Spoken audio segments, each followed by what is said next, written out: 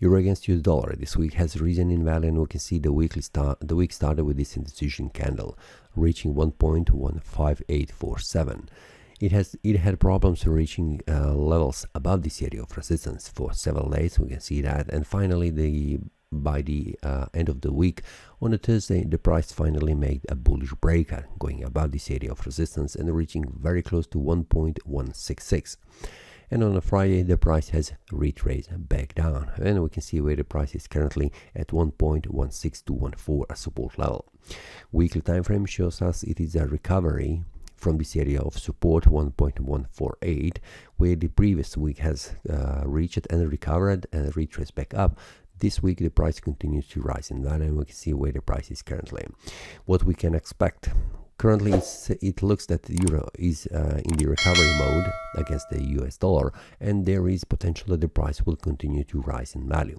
This is on the weekly time frame. On the daily time frame, we need to see the price going above this area of resistance, which is 1.16636. The price has retraced back down, testing the previous resistance. Now it will act as a support here, 1.16214, and then continue to rise in value, reaching higher price levels.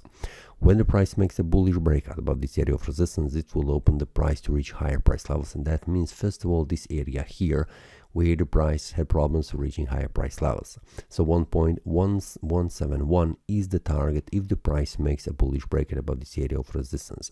So let's see how the Monday will open. Will it manage to make a bullish breakout and reach higher price levels? But currently, how the market looks, I am expecting that the price will try to reach higher price levels.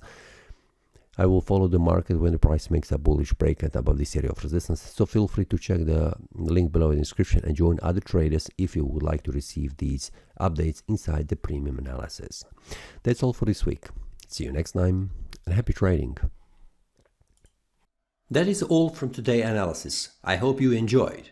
If you have any question, feel free to leave a comment.